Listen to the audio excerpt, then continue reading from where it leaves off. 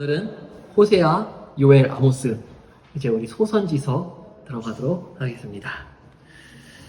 자, 여러분 대선지서 각각의 성경에서 우리가 보았듯이 선지서의 흐름은 전체적으로 먼저는 심판에 대한 메시지로 시작해서 회복에 대한 메시지로 이렇게 이어지고 있습니다.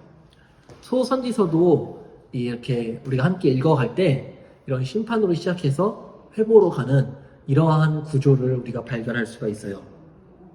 우리가 오늘 호세아, 요엘, 아모스 이 세 권의 소선지서를 살펴볼 텐데 이 세 권의 소선지서도 심판과 구원에 대한 메시지를 전하고 있죠. 호세아, 요엘, 아모스 이 세 권은 서로 연결되어져 있는 책이에요. 아시겠죠? 자, 호세아는 이제 배역한 백성을 향하여서 하나님께 회개하고 돌아오라 라는 메시지를 주로 전하고 있고, 요엘은 호세아보다 더 강력하게 회개의 촉구를 하고 있어요. 만약 너희들 회개하지 않으면 무시무시한 심판이 임할 것이다 라고 하나님이 말씀하시고, 마지막 아모스서도 하나님께서 이제 심판에 대한 메시지를 전하고 있습니다. 그럼 이제 호세아부터 우리 한번 보도록 하겠습니다. 여러분 혹시 그거 아니? 여호수아와 호세아가 같은 이름이라는 거? 그리고 신약에도 호세아 이름이 쓰인 데가 있는데 혹시 어딘지 알아요? 예수. 똑같은 뜻이에요. 여호수아, 호세아, 예수. 다 똑같이 하나님이 구원하신다라는 의미예요. 알겠죠? 자, 호세아 237페이지. 호세아서가 활동한 지역은 북이스라엘이에요. 그리고 호세아 선지자가 활동한 시기에 북이스라엘의 왕은 여로보암 2세라는 왕이었어요. 여로보암 2세는 어떤 왕이었냐면 굉장히 통치적으로 이 땅을 많이 정복하였기 때문에 굉장히 큰 번영의 시대를 누리고 있었던 때가 이 여로보암 2세 때 왕이었습니다. 또 뿐만 아니라 이 당시에 남유다는 그 북이스라엘과 마찬가지로 굉장히 큰 번성과 부유함을 누렸던 시대였다. 그러니까 이 호세아가 활동한 그 당시에 북이스라엘과 남유다는 굉장히 큰 전성기를 누리고 있었던 때였어요. 근데 아무리 나라가 부유하고 강력한다 할지라도 그 당시의 영적인 상황은 우상 숭배를 하였고 하나님의 말씀을 거역하는 타락의 길을 걸어가고 있었던 거예요. 수많은 부정부패와 억압과 여러 가지 죄악들이 그 당시에 만연했던 거예요. 그리고 결국 이 여로보암 2세 이후에 북이스라엘은 기세가 확 꺾여버리고 결국에는 BC 722년도에 북이스라엘은 아수르에 의하여서 멸망을 당하게 됩니다. 그래서 호세아서를 보면 전체적으로 총 14장으로 쓰여져 있는데 1장부터 3장은 호세아가 결혼한 결혼 이야기가 나와요. 호세아가 음란한 여인 고멜이라는 여인과 결혼을 하였습니다. 그 두 번째 4장부터 10장까지는 하나님이 심판을 명하십니다. 하나님께 범죄한 이스라엘을 하나님이 심판하신다. 그 말씀을 하고 있고 마지막 11장부터 14장까지는 회개를 권고합니다. 너희들 돌이키고 회개하고 돌아와라. 그렇게 말씀을 하고 있죠. 자, 238페이지 보면 이제 첫 번째 호세아서 1장부터 3장은 결혼 이야기가 등장해요. 자, 호세아는 음란한 여인 고멜과 결혼을 하였어요. 이것은 호세아가 직접 선택한 것이 아니라 하나님의 명령이었어요. 하나님이 이렇게 하려고 하셨어요. 그리고 그 여인과 결혼하여서 3명의 자녀를 낳았는데 첫 번째 자녀의 이름은 이스르엘이에요. 이스르엘은 이스르엘 골짜기라는 지명을 따서 지은 이름인데 이곳에서는 예후가 이스라엘 왕 요람을 죽이고 그 아합, 우리가 잘 알고 있는 그 아합, 굉장히 악하였던 그 아합 가문을 멸망시킨 지역이 바로 이스라엘 땅이에요. 그런데 호세아는 이 이스라엘에서 이스라엘이 패배를 하게 될 것을 이 첫 번째 자녀의 이름을 통해서 예언하고 있는 거예요.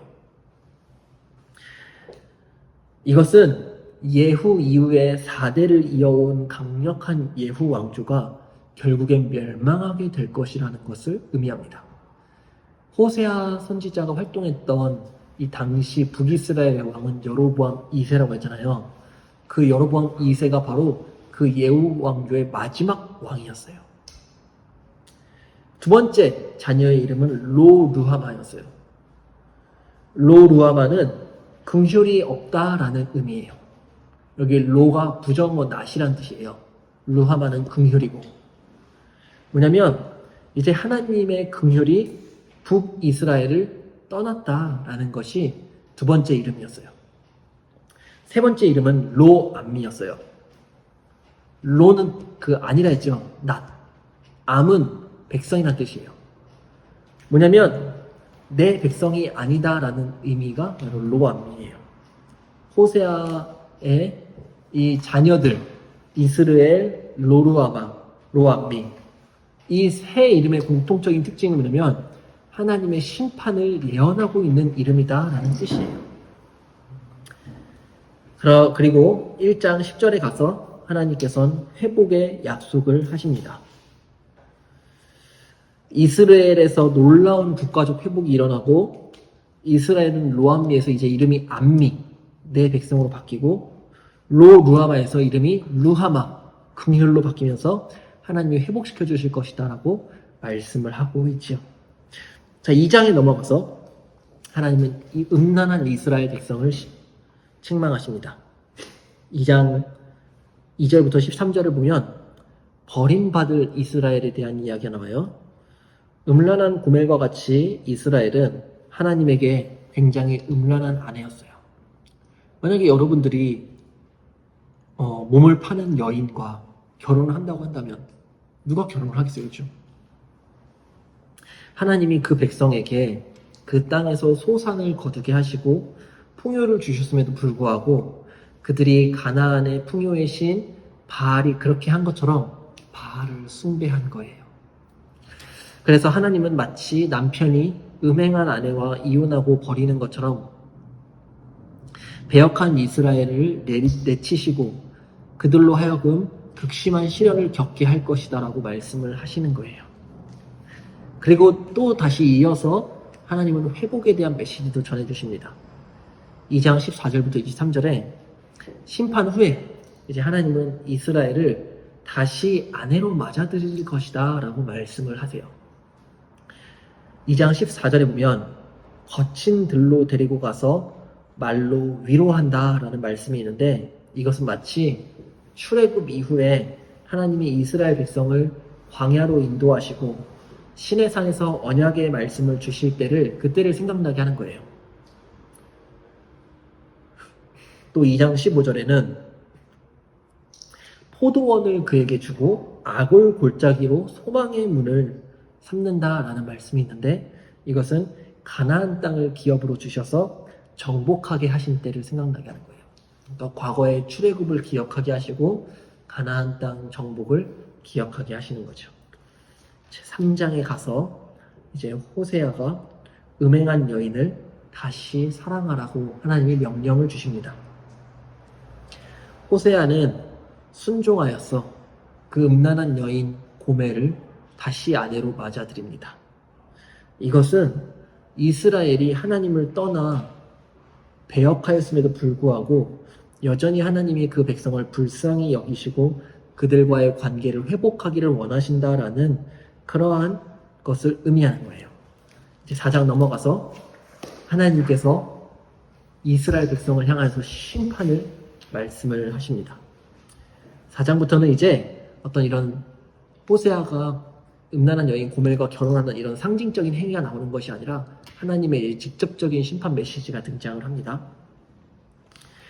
이제 첫 번째는 4장부터 5장에 하나님이 이스라엘의 죄를 책망을 하십니다. 그들에게 하나님을 아는 지식이 없다. 하나님을 아는 지식이 없다라는 것을 하나님이 되게 강조를 하시는데, 보세요. 4장 1절에 보면 하나님을 아는 지식이 없고 말씀하고 있죠. 또 4장 6절에 봐도 내 백성이 지식이 없으므로 망하는도다. 또 5장 4절에 보면 여호와를 알지 못하는 까닭이라, 이렇게 하면서 하나님이 없는 지식, 하나님을 알지 못하기 때문에 너희들이 망하는 거다라고 말씀하는데, 여기서 말하는 지식은 단순히 그냥 어떤 지적인 어떤 정보만을 말하는 것이 아니고 하나님을 인정하고 그분과의 사랑의 관계를 누리면서 살아가는 그 지식을 말하는 거예요. 자, 호세아 시대에 이스라엘 백성은 하나님을 잊어버리고 우상을 숭배하여서 하나님과의 그 언약 관계를 깨트려 버렸어요. 이게 바로 호세아 시대였어요. 하지만 하나님은 그들을 멸망시키기를 원하지 않으셨고 하나님께로 회개하고 돌아오기를 기다리셨던 거예요. 그러나 이스라엘 백성은 회개하긴 하였지만 굉장히 불성실한 회개를 하였어요. 6장 1절부터 3절을 보면 이런 말씀을 하죠. 오라, 우리가 여호와께로 돌아가자. 여호와께로 돌아가자. 이렇게 회개를 하는 것 같아요. 그러나 이들의 회개는 잠시뿐인 일시적인 회개였어요. 그 근거가 뭐냐면 6장 4절인데 6장 4절에 너희의 인애가 아침 구름이나 쉬 없어지는 이슬 같도다. 어때요? 아침에 그런 구름, 안개, 뭔가 엄청 많은 안개가 아침에 낀다 할지라도 해가 뜨면 어떻게 되죠? 그 안개가 쑥 사라져 버리듯이 너희들이 지금 회개하는 것이 금방 사라져 버린다. 너희들의 그런 잠시뿐인 회개는 진짜 회개가 아니다 라고 하나님이 책망을 하시는 것이지요. 그 결과 이제 8장에 넘어가서 하나님은 이스라엘 백성을 심판하실 것이다 라고 말씀을 합니다. 이스라엘 백성이 하나님 앞에 진실되게 회개하지 않았고 하나님과의 언약을 깨트려버리고 하나님이 말씀하신 율법을 지키지 않았으므로 그들은 이방 원수들에 의하여서 멸망할 것이다 라고 하나님이 심판을 말씀을 하십니다.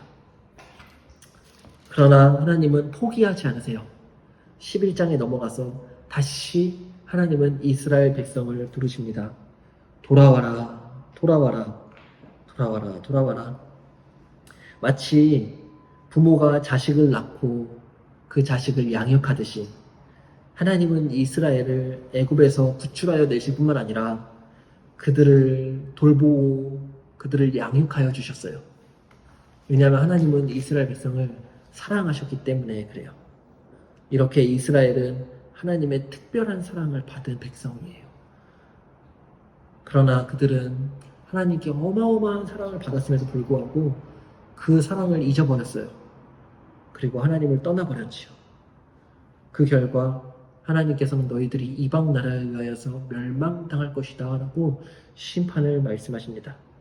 그러나 하나님은 긍휼이 풍성하신 분이고 이스라엘을 끝까지 사랑하시는 분이기 때문에 내가 너희를 영원히 버리지 않겠다라고 말씀을 하세요. 그리고 그들을 그 이방의 포로에서 너희들을 구원할 것이다. 다시 돌아오게 할 것이다 라고 하나님이 말씀을 하세요. 그러니 제발 너희들 그 죄에서 회개하고 돌아와 라고 말씀을 하는 거죠. 우리 11장 8절 호세아 11장 8절 같이 한번 읽어볼까요? 호세아서 11장 8절 시작. 에브라임이여 내가 어찌 너를 놓겠느냐. 이스라엘이여 내가 어찌 너를 버리겠느냐. 내가 어찌 너를 아드마같이 놓겠느냐. 어찌 너를 스보임같이 두겠느냐. 내 마음이 내 속에서 돌이키어 나의 긍휼이 온전히 불붙듯 하도다. 하나님의 마음이 느껴지시나요? 너를 놓지 않을 거다. 너를 버리지 않을 거야. 내 마음 안에 너를 향한 긍휼이 불타오르는 것 같기 때문에 너를 절대 포기하지 않을 거야 라고 하는 이 하나님의 불타오르는 사랑 느껴지나요? 이게 바로 이스라엘 백성을 향한 하나님의 마음이었던 거예요. 그리고 마지막 14장에 넘어가서 하나님은 내가 너희를 회복시킬 거다 라는 회복의 메시지를 주십니다. 호세아의 마지막 예언은 강력한 회개를 촉구하면서 회복의 약속을 주시는 메시지로 그 말씀이 맞춰집니다. 즉 이스라엘을 향하여서 너희들 더 이상 이방 나라를 의지하지 마라. 너희들 더 이상 우상 숭배하지 마라. 그리고 나에게 돌아와라. 나에게 돌아와라. 라고 하나님 말씀을 하시는 것이죠. 우리 14장 1절부터 3절 같이 한번 읽어볼까요? 시작. 이스라엘아, 내 하나님 여호와께로 돌아오라. 내가 불의함으로 말미암아 엎드러졌느니라. 너는 말씀을 가지고 여호와께로 돌아와서 아뢰기를 모든 불의를 제거하시고 선한 말을 받으소서. 우리가 수송아지를 대신하여 입술의 열매를 주께 드리리이다. 우리가 아수르의 구원을 의지하지 아니하며 말을 타지 아니하며 다시는 우리의 손으로 만든 것을 향하여 너희는 우리의 신이라 하지 아니하오리니 이는 고아가 주로 말미암아 긍휼을 얻음이니이다 할지니라. 아멘. 이렇게 하나님은 이스라엘 백성이 돌아오기만 한다면 하나님은 다시 그들에게 복을 주셔서 그 이스라엘 땅이 풍성한 열매를 얻게 될 것이다 라고 약속을 하시는 거예요. 이렇게 해서 호세아가 끝이 납니다. 우리 이어서 요엘을 봅시다.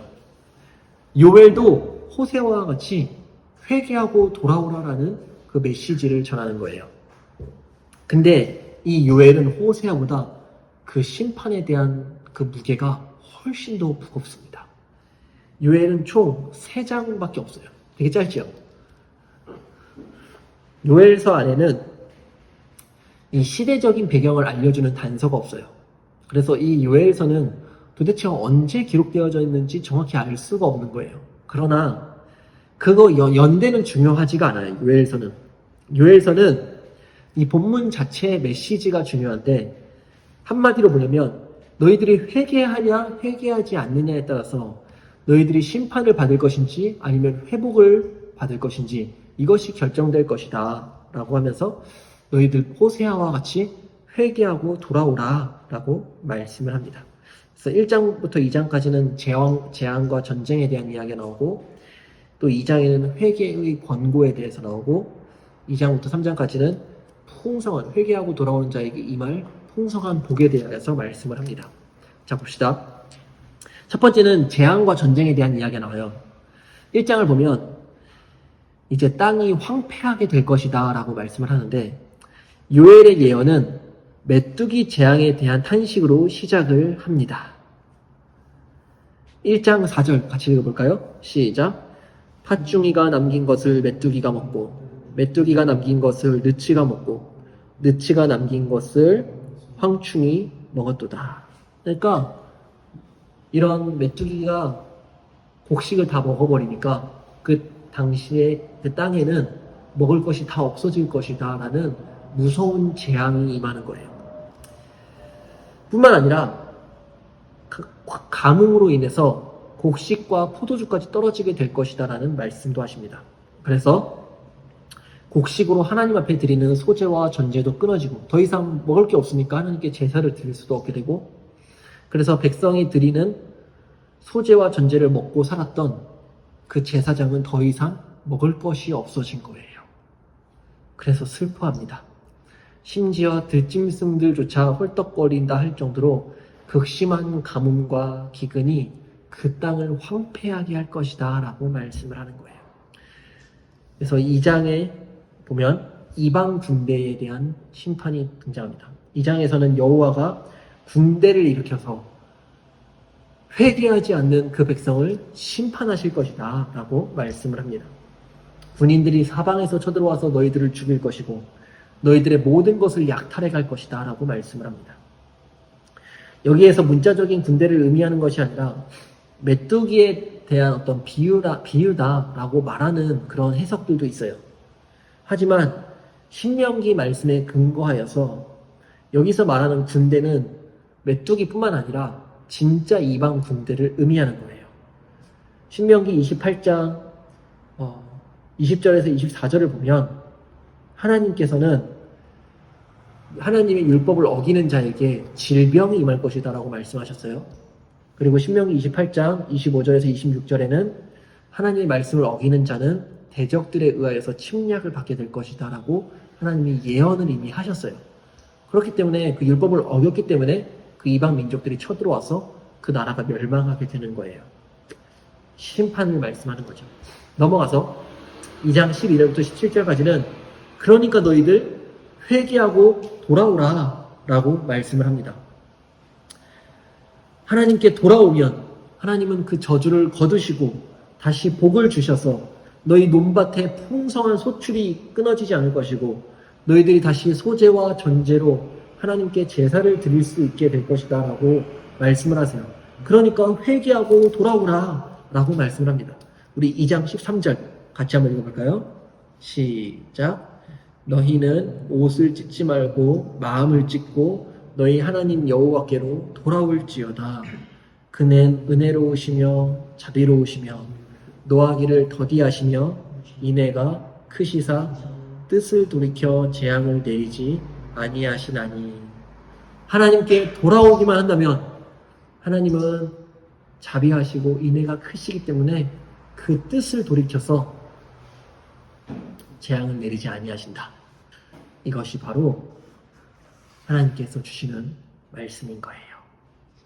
그리고 2장 15절부터 17절에는 너희들이 하나님께 돌아오기만 한다면 너희들은 대적들의 침략에 의하여서 고통받지 않게 될 것이다 라고 하나님이 말씀을 하시는 거죠.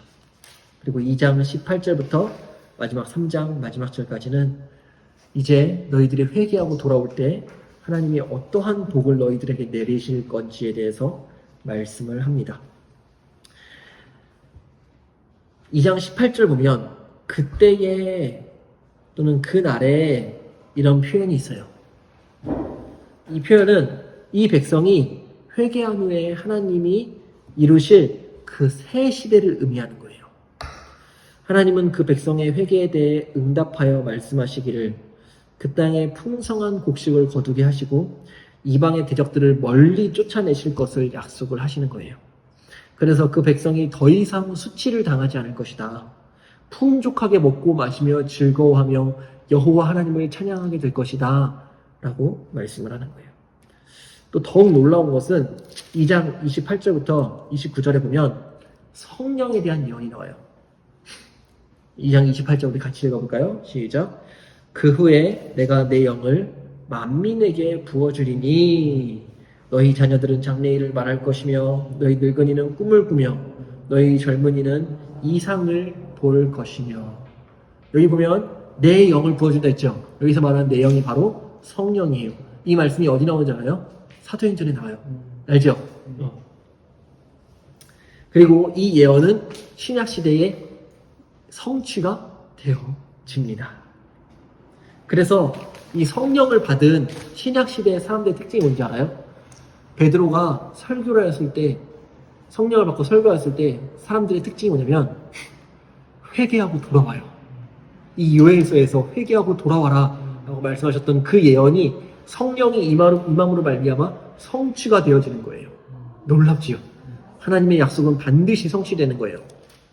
그리고 3장에 넘어가서 여호와의 구원의 날에 회개하는 자, 돌이키는 자는 구원을 받지만 돌이키지 않는 자는 심판을 받을 것이다. 그리고 하나님의 심판은 이스라엘에서 멈추는 것이 아니라 전 세계에 그 무서운 심판이 임할 것이다 라고 말씀을 합니다.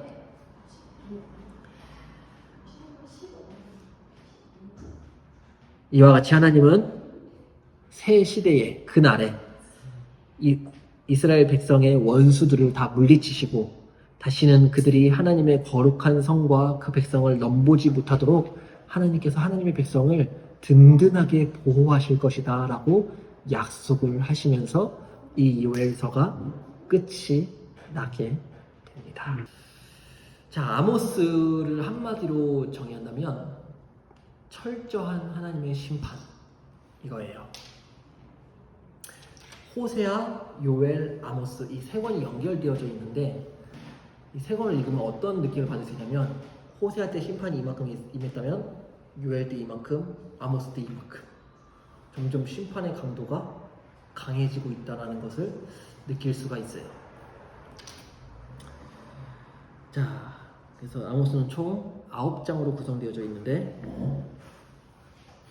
1장부터 2장까지는 하나님의 심판이 선고되어지고 3장부터 6장까지는 아모스와 하나님이 이제 변론하는 내용이 나오고 7장부터 9장까지는 아모스에게 하나님의 환상을 보여주십니다. 그리고 9장 마지막에는 회복에 대한 메시지가 나옵니다. 첫 번째 보면 이제 1장부터 2장은 선고입니다. 심판 선고. 자, 먼저는 주변 나라에 하나님의 심판이 임합니다. 아모스가 사역하던 시대의 상황과 그의 배경을 언급한 다음에 여호와께서 시온에서 부르짖으시며 예루살렘에서부터 소리를 내신다라는 말씀이 등장을 합니다. 아모스 1장 2절에 이것은 요엘서의 마지막 장면을 연상하게 해요.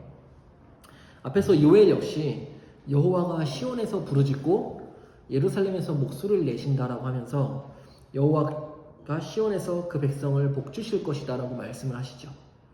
시온에서 부르짖는 용사의 이미지가 아모스의 첫 부분에 이제 그대로 똑같이 사용되어지고 있는데, 그러나 여기에서는 아모스에서는 요엘서와 다르게 목자의 초장이 마르고 갈멜산 꼭대기가 마르리로다 라고 선포함으로써 이 여호와의 소리가 앞에 요엘서에서는 회복의 소리로 들렸지만 아모스에서는 심판의 소리로 들리는 거예요.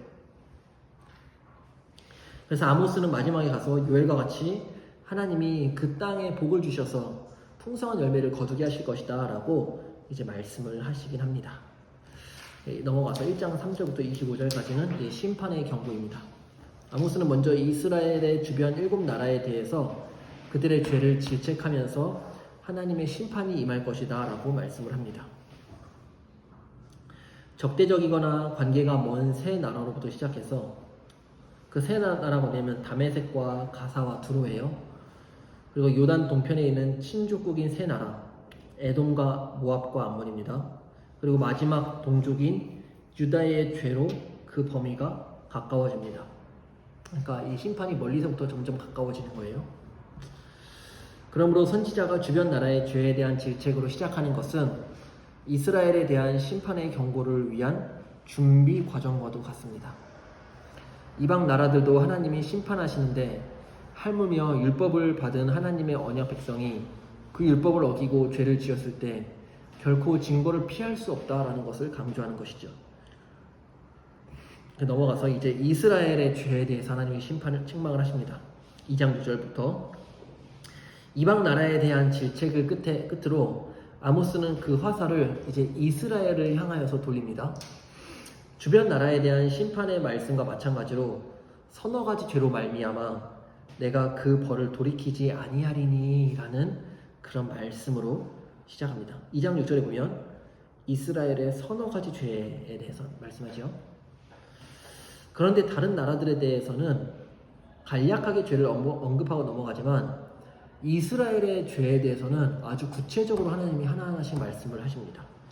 그게 2장 6절부터 8절까지 등장하는데, 첫 번째는 그들이 은을 받고 의인을 파는 죄, 신 한 켤레를 받고 가난한 자를 판 죄, 힘없는 자의 머리를 티끌과 먼지 속에서 발로 짓밟은 죄, 연약한 자의 길을 굽게 한 죄, 아버지와 아들이 한 젊은 여인과 음행한 죄, 그리고 모든 제단 옆에서 전당 잡은 옷 위에 누운 죄, 그리고 그들의 신전에서 벌금으로 얻은 포도주를 마신 죄, 이렇게 7가지 죄를 하나님이 언급을 하는데, 이스라엘의 죄의 핵심은 이웃에 대한 억압과 학대와 관련된 죄들이에요. 하나님의 율법은 크게 두 가지로 요약이 되는데, 하나는 하나님을 사랑하는 것과 두 번째는 내 이웃을 내 몸과 같이 사랑하라는 거예요. 근데 그 내 이웃을 내 몸과 같이 사랑하라는 그 율법을 완전히 어긴 이 당시 이스라엘의 죄에 대하여서 아모스 선지자가 심판을 하시는 겁니다.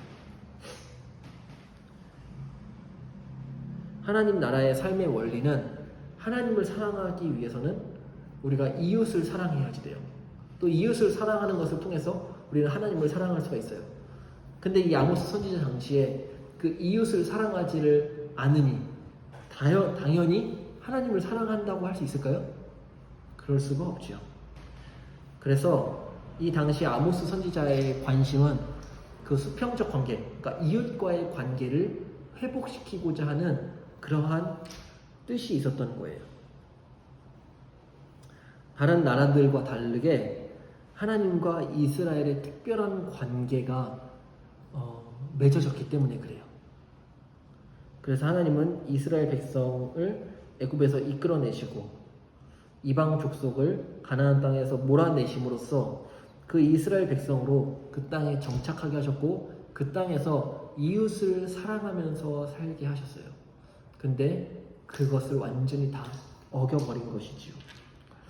그 결과 2장 13절부터 16절에 하나님의 형벌이 너희들에게 임할 것이다 라고 하면서 7가지 형벌을 말씀하십니다. 첫 번째는 빨리 도망한 자는 결코 도망칠 수 없을 거고, 강한 자도 자기 힘을 낼 수 없고, 용사도 자기 목숨을 구할 수 없고, 활을 가진 자도 설 수 없고, 발이 빠른 자도 피할 수 없고, 말 타는 자도 자기 목숨을 구할 수 없고, 용사 가운데 그 마음이 굳센 자도 그 날에는 벌거벗고 도망하리라.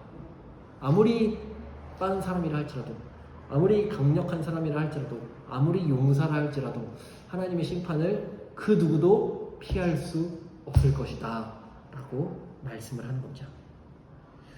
그리고 이제 아모스 3장부터 6장까지는 이제 하나님과의 변론하는 내용이 나와요. 3장 1절부터 5장 17절까지 첫 번째 설교가 등장하는데, 첫 번째 설교는 죄에 대해서 보응하시는 설교예요. 이스라엘은 하나님과 특별한 언약 관계를 맺고 있었기 때문에 하나님이 그 죄값을 이제 치르게 하십니다. 아모스는 하나님이 심판을 이제 작정하셨다라는 것을 7 질문의 형식으로 하나님과 이렇게 토론을 하게 되거든요. 자신이 말하는 이 심판의 말씀이 하나님께로부터 왔다라는 것을 역설을 하는 거예요. 이것은 심판의 말씀을 거부하는 자들을 향한 하나님의 경고입니다.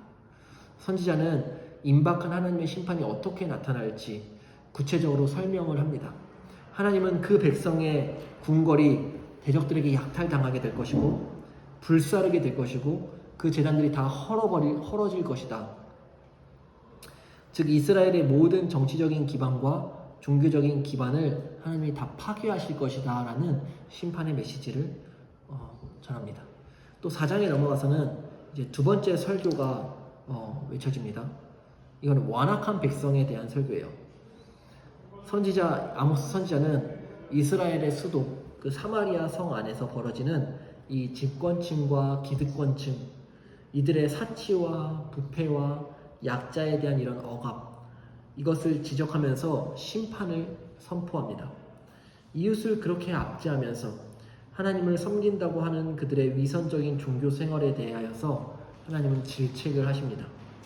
그리고 하나님이 그 백성을 돌이키시려고 7가지 경고의 심판을 내리셨지만 기근, 가뭄, 병충해, 메뚜기, 전염병, 전쟁, 파괴, 이러한 이러한 심판을 내리셨지만 그 백성은 너무나 완악하기 때문에 그 심판에도 불구하고 돌아오지 않았어요.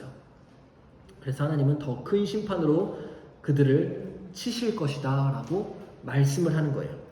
세 번째 설교는 5장 1절부터 17절까지인데 이스라엘을 위한 슬픔의 노래가 불려지고 있습니다.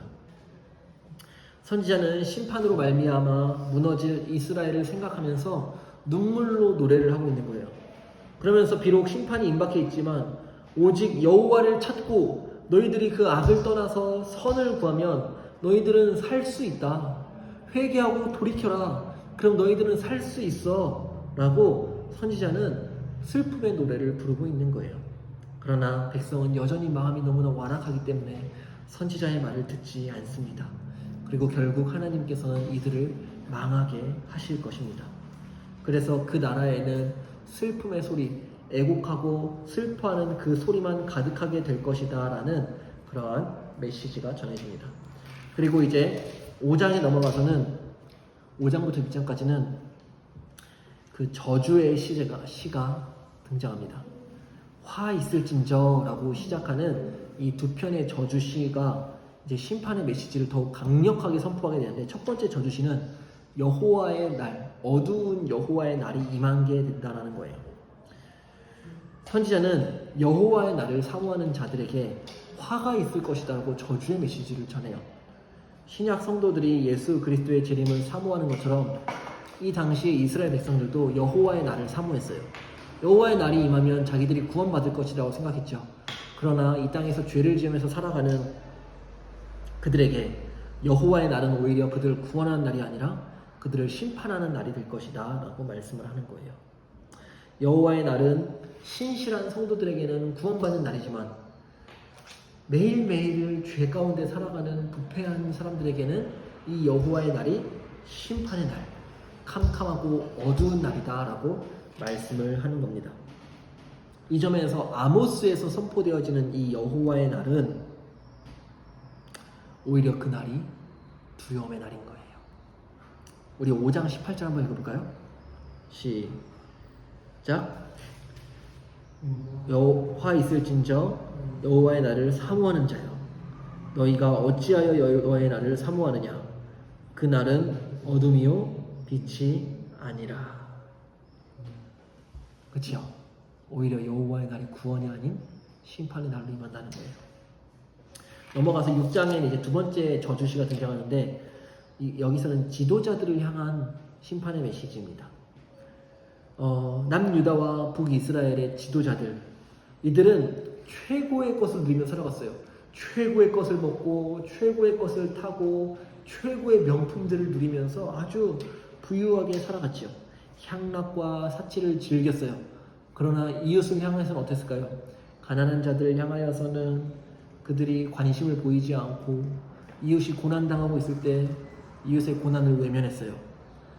그 결과 하나님은 그들이 가장 먼저 포로로 잡혀가게 될 것이고, 그들의 화려한 궁궐과 성읍을 원수들에게 짓밟히게 할 것이다 라고 하나님이 이런 사치하는 지도자들을 향하여서 심판의 메시지를 정하는 것입니다. 얼마나 그들이 사치를 부렸는지 우리 아모스 6장 4절부터 6절 같이 읽어봅시다. 시작. 상하상에 누우며 침상에서 기지개 켜며 양떼에서 어린 양과 우리에서 송아지를 잡아서 먹고 비파 소리에 맞추어 노래를 지절거리며 다윗처럼 자기를 위하여 악기를 제조하며 대접으로 포도주를 마시며 귀한 기름을 몸에 바르면서 요셉의 환난에 대하여는 근심하지 아니하는 자로다. 당시의 지도자들은 굉장히 부패하여서 자기들만 모든 좋은 것을 누리면서 살았던 거예요. 그리고 마지막 그리고 아모스 7장부터 9장까지 아모스 선지자가 환상을 봅니다. 첫 번째 환상은 이제 심판에 대한 환상인데, 메뚜기 재앙이 임하는 환상을 봐요. 또 두 번째는 불심판이 임하는 환상을 봅니다. 그리고 그것을 이제 보고 아모스가 기도를 하였더니 하나님께서 그 메뚜기 재앙과 불심판을 거두어 가세요. 그리고 7장 7절부터 9장 10절까지는 이제 확정된 심판을 보게 됩니다. 하나님은 그 백성을 불쌍히 여기시고 심판을 돌이키시는 은혜로운 본인이시지만 무작정 죄를 그냥 간과하시는 분은 아니에요. 그래서 아모스가 첫 번째는 다림줄 환상. 다림줄이 뭐냐면 이렇게 균형을 잡는 추 같은 거예요. 그리고 두 번째는 여름 과일이 광주리에 가득 차 있는 환상을 보게 되고, 세 번째는 성소가 파괴되어지는 환상을 보게 되어집니다. 여기서 여름 과일이 광줄이 이렇게 가득 차 있는 환상을 봤는데 이 여름 과일은 히브리어로 카이츠라는 뜻이에요. 카이츠. 그리고 무화과나 석류를 가리키는데 이것은 끝을 의미하는 히브리어 캐츠와 발음이 비슷해요. 과일은 카이츠, 끝은 캐츠. 왜냐면 그 광주리에 여름 과일이 가득 차 있다는 것은 이제 곧 끝이 임한다라는 거예요. 그리고 마지막 아모스가 성소가 이제 파괴되어지고 백성이 죽임당하는 그런 환상을 보게 되는데 이것도 하나님의 심판이 임한다라는 그런 메시지인 거죠. 그리고 마지막 9장 11절부터 15절까지는 이제 회복에 대한 메시지가 나옵니다. 하나님은 다윗의 무너진 장막을 다시 세우실 것을 약속하십니다. 이것은 다윗 왕조의 회복을 의미하는 거예요. 다윗의 후손으로 누가 오시죠? 예수 그리스도가 오시는 거예요. 그리고 북이스라엘이 다윗 왕조와 이제 결별하여 타락하여 결국 이방 나라에 짓밟히겠지만 다윗의 자손을 중심으로 다시 하나님 나라는 회복될 것이다라는 것을 말씀을 하는 거예요. 이것은 성도들이 나라를 얻을 것이고 그리고 다니엘의 예언처럼 세상 권세를 이기고 하나님 백성의 나라가 든든히 서게 될 것이다라는 것을 예언하는 겁니다. 그리고 마지막 9장 13절부터 15절까지는 복의 약속이 임합니다. 호세와 요엘처럼 아모스도 마지막에는 회복된 하나님의 나라에서 하나님의 언약 백성이 그 기업으로 얻은 그 땅에서 풍성한 복을 누리게 될 것이다 라고 말씀합니다. 추수가 끝나자마자 곧바로 씨를 뿌리고 그리고 씨를 뿌리자마자 포도 열매를 거두어서 거기서 포도즙을 수확한다고 할 만큼 이제 앞으로 회복되는 그 땅에서는 풍성한 소출을 얻게 될 것이다. 그리고 또한 이 백성이 약속의 땅에 이제 정착하여서 다시는 쫓겨나지 않도록 하나님이 영원히 그 땅을 안전히 지켜 보호해 주실 것이다 라고 말씀하심으로써 이 아모스 선지서 이야기가 끝이 납니다. 우리 마지막으로 아모스 9장 15절 같이 읽어볼까요? 우리 11절부터 15절까지 함께 읽고 마치도록 합시다. 시작. 그날에 내가 다윗의 무너진 장막을 일으키고 그것들의 틈을 막으며 그 허물어진 것을 일으켜서 옛적과 같이 세우고 그들이 에돔의 남은 자와 내 이름으로 일컫는 만국을 기업으로 얻게 하리라. 이 일을 행하시는 여호와의 말씀이니라. 여호와의 말씀이니라. 보라, 날이 이를지라. 그때에 파종하는 자가 곡식 추수하는 자의 뒤를 이으며 포도를 밟는 자가 씨 뿌리는 자의 뒤를 이으며 산들은 단 포도주를 흘리며 작은 산들은 녹으리라. 내가 내 백성 이스라엘이 사로잡힌 것을 돌이키리니 그들이 황폐한 성읍을 건축하여 거주하며 포도원들을 가꾸고 그 포도주를 마시며 가원들을 만들고 그 열매를 먹으리라. 내가 그들을 그들의 땅에 심으리니 그들이 내가 준 땅에서 다시 뽑히지 아니하리라. 내 하나님 여호와의 말씀이니라. 아멘.